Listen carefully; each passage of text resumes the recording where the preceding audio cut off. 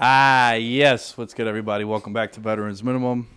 My guy's in the building Yo. with that vintage VM hat you had on. Even though the logo's on backwards, It's all dusty, It's all dusty. but it's Crusty. Vintage to your point. You're right. What's going on? Good, man. How was your weekend? It was good. It's fun to watch my Jets at 9:30 in the morning on Sunday. Little coffee. Yeah? Little pancakes and turkey bacon, and the Jets. Tough one. You a fan of London games? No, Nah, right? nah. Yo, I completely forgot about it until about 11 o'clock because I played the worst time for a Sunday football game, 12:30. So I missed the whole first quarter of games. I had it on my phone, but it was raining also, so I had it propped up underneath one of the chairs. It was terrible. It was really stupid now that I look at it. Yeah. But I didn't get home till about 2 o'clock. We mercied the team because, the boy just slings. You're back throwing the ball. Yeah, we're 5-0. Nice. What division is it like? It's the D division. Okay. But You'll honestly, work your way up. Yeah, but honestly, it's a new team that I play with. I mean, I've won an A championship too, so it doesn't really make that much of a difference. Everyone pretty much plays in the same. It's all the same teams you play, with the exception of 2 teams. So the rule is you can't have the same quarterback. Well, that's why I asked. I was like, if you've won already in one of the divisions, aren't you not allowed to play? Right. Yeah, but if I couldn't quarterback if I had a team in the A division, I couldn't quarterback a D division team. Get what I'm saying? You can only quarterback. But you can have so the team I play with now is Ferg's brother's team, and Josh is on there too. Shouts to Josh. Congrats to Josh. My guy got down on a knee. Congrats. Let's go. He almost proposed to Davino in that one clip too, because his lady turned around and Davino was the first person she saw, and it was Josh is in the way. Matt awkward. Matt awkward. Yeah, don't be awkward. That's a vacation rule. I asked him where the bachelor party was. Let's go. Do you know? Nah. Yeah, me neither. We'll figure it out. I mean, he just got engaged, bro. We can't just. You know what I'm saying? That's mad selfish that you want. Got planned vacations now, man. I feel you. Amen to that. But going back to the point about the Sunday Football League, it's if I was to play with the same guys and we were in a different division, then I couldn't quarterback that division. Got it. You know what I mean? So, but it's cool, man. We're just we're lighting teams up too. So we're dominating them. Nice. But we mercied them, so we got to leave a little earlier too. Basically, just patting myself on the back. Good shit, man. It was a rough weekend for me otherwise. I mean, the Giants didn't look too good. Giants didn't look good. The picks. I had 2 pushes in the contest, bro. Ugh. I mean, we had a friendly. I don't know if it was a friendly wager, but I told you I said Dallas. Granted, the Giants dealt with some injuries, and I'm sure we'll talk about it, but it's tough sledding there. Yeah. I sent you the other quarterback, right? I sent you the other kid in the draft. Yeah, you keep sending me quarterbacks, bro. It's not look. I hate you so much for that. I'm gonna send you another one. I know. Every week you got someone. Nah, but honestly, man, and look, the Cowboys was a team that I really wanted to spotlight because we definitely got to give them their flowers. Yep. They're on a 4-game winning streak. Could have won game 1, right, against Tampa Bay. Played really, really well. Down to the wire. Was it 40 seconds left in that game? Maybe field goal issues, right? And then Zerline the next week hits a 58-yarder against the Chargers.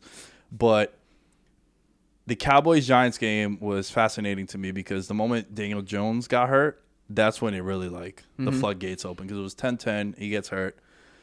Look, he's grown a lot on me. He's grown a lot with the fan base, too. For sure. And I think if you're a rational football fan watching that, he's not – I've mentioned this often. The pie chart, his piece is getting thinner and thinner. Yep. I don't think he's the issue. But, again, Barkley's now going to be out 2 to 4 weeks. Dude can't stay healthy.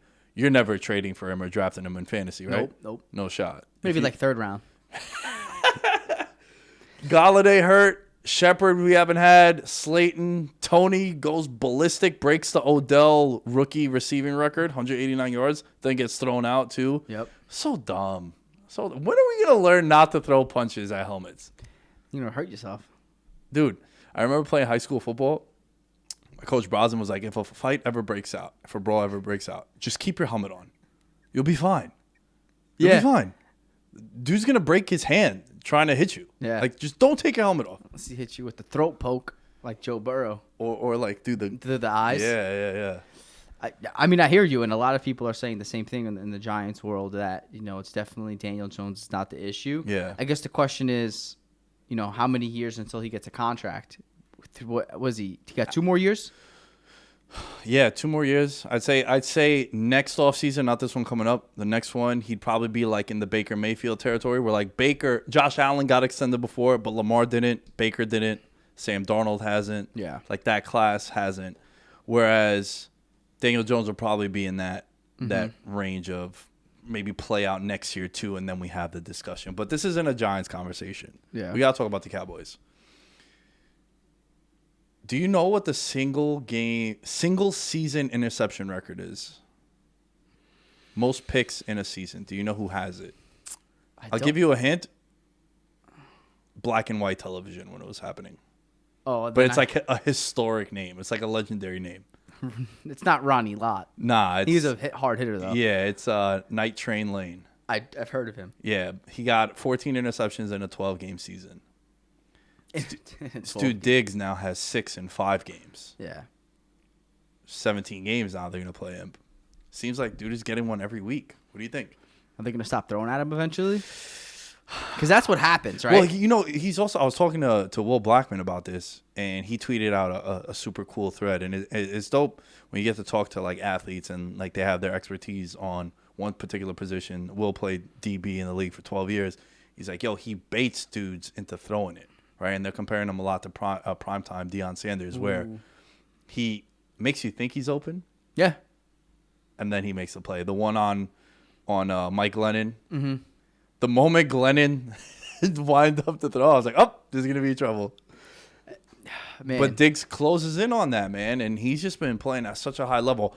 I think it's ridiculous he's not the favorite to win Defensive Player of the Year. I took a little, threw a little sprinkle. He's 9-1 odds. I think that's a mistake. I think he should be the favorite. He's getting all of the national attention. The national attention. Yeah. So that was more of a one of your favorite words, a value play there. I feel like he should be closer to Myles Garrett, who's the favorite right now, as opposed to him being 9-1. Without a doubt. And the Browns defense got dismantled this weekend. Yeah. So that's always a black and blue or a black eye. We'll talk about that. But Dallas, by the way, with Dak as their starting quarterback against the NFC East, against the Giants 8-2, against the Eagles 6-3, against Washington 7-1. He absolutely dominates the NFC East. Yeah, and the 2 losses was his rookie year. Remember, he comes in 2016 with Zeke. Romo gets hurt, and the Giants beat them twice that year, but they ended up being the top seed, won the division. But outside of that, dude, the Cowboys have beaten the Giants now, I believe, 9 straight times. Mm-hmm. Well, actually, no, that's Dak has beaten them like 8 straight times. The Giants beat them last year when Andy Dalton was starting. Yes, which you throw that out. But you throw that out, yeah, because you didn't have your guy there. But damn, that's dominance, bro. And look, Dan Quinn's getting a lot of love now. Yo, come on, man. Tell him. I was giving him love in August. You were. It's night and day. Well, that's it. Your brand is loving coordinators. Because I feel like I don't remember who I was arguing about this with. I think it was with Maddie B, my roommate. I said coaching in the NFL, in my opinion, is the most important. Mm-hmm. And he actually disagreed. I think he tried to say baseball, and I couldn't disagree with him more. But I was like, yo, they're literally at least the coordinators.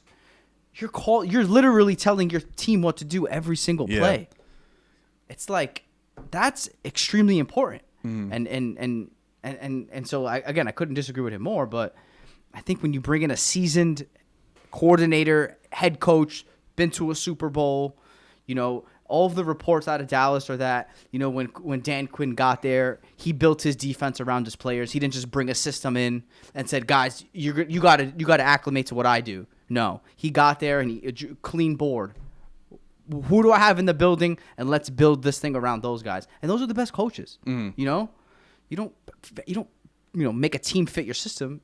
You make the system fit your team. Those are the best coaches too. So, yeah, I'm glad. I'm getting love. But again, Kellen Moore. I was talking about him last week. They put 33 points up on the Giants. I think. You guys got dismantled by injuries, so it's tough. But Kadarius Toney looked good. Yeah, Toney did look good. Yeah, Dallas. So I wanna address the Toney thing real quick, but I do want to show more love to the Cowboys. So the thing with Toney was the reason why I was so angry with that pick was not because of him. That's a luxury pick.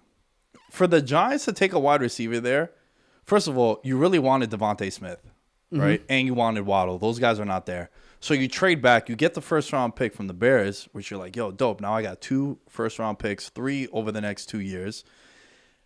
And you still take a wide receiver when you got all these holes, bro. Yeah. You're not the Chiefs who can afford to take a running back when they did. Which, by the way, is kind of now looks yeah, like a right. yeah. But at the time, you're like, yo, look, we got Mahomes. We're comfortable with our team. Let's add some talent there. When you got all these issues that the Giants had, I didn't feel like taking a wide receiver was the right pick there. Yeah. Should have taken a lineman, maybe another edge rusher. Now, look, you get lucky with the rookie that they took out of Georgia. Thomas. No. His name is escaping me right now. But he was like a first-round pick, but he had knee issues. Aguilari, I think his name was. Okay. Yeah. But I remember I was talking about his odds. He was like 90-1, and then he closed out like 15-1 to win Rookie of the Year. I think he leads all rookies in sacks. Okay. Now, this was prior to the Bills game. I don't know how many Russo had last night, but he was causing havoc. We'll get to him in a little bit. But, like, yo, I don't know how else to compare it, but if wide receiver is a strength of yours, like the Giants was coming into this year, like, why draft another wide receiver there? For sure. I'm with you. So that's the only complaint that I had about him. But he's getting the ball, right? The first couple of weeks, he had 3 targets. Yeah. I remember made the joke like, yo, I have more catches than he does in the league 2 games in. And it's funny because Urban Meyer, who's in the media left and right now, was on the record saying, I was going to take Kadarius Toney, but the Giants did, so I had to settle for ETN. That pick looks pretty good, I guess now. Past 2 weeks, he's been balling, so shout out to Kadarius Toney. But no, real quick on Dallas, you would agree the offense was sloppy in the first half. 500 yards of offense regardless. Yeah. Like, they lit it up. You know what I mean? That was kind of the point I was making last week where, okay, they're going to sit back in coverage. They'll run. You want to blitz? They can kind of impose their will depending on what the defense dictates, or they could just do whatever the hell they want. So, huge fan of Dallas. And, yeah, I picked them to win the division, and I feel good about it. So, shouts to dude, they should 5-0 against the spread also. So they're crushing it. Sportsbooks are and not they're happy a public about that. team. Yeah, so everybody's hammering that. Yo, what do you think their ceiling is? Do you think they're a Super Bowl contender? Yeah. Yeah, right, without question. Where would you put them? Score at will. Where would you put them in the NFC right now? I mean, let me throw it back at you. Where do you have the Bucks? The cream of the crop. They played them neck and neck. Yeah. So I'm still gonna go with the Rams as the favorite. I'd put the Bucks behind them, and not even because of the head-to-head. Yeah, that plays a little bit of a role, and it could be my bias because I was so high on the Rams. Arizona, I don't know, man. There's something about Arizona, and we'll get to them in a second. But I would say Dallas is in that. They're a top 4 team, I think, in the NFC. Yeah. I think anything other than that, like I like them better than Green Bay. I like them better than the Cardinals. Yeah. I think for me, it's Rams, Bucks, Cowboys. Yeah. I'm with you. I'd probably swap the Bucks and the Rams, but I think that's fair. I think Dallas is third, just because the Bucks have done it before, right? It's one of those things. I've seen you do it. Yeah. Again, we've talked about this nonstop. They bring everyone back. Brady. I don't know. Is Brady not the MVP right now? We'll talk about that too. It's tough to argue. Yeah. So, yeah, but I'm with you. Top 3 team in the NFC, and I would not be surprised if they come out of the NFC without a doubt.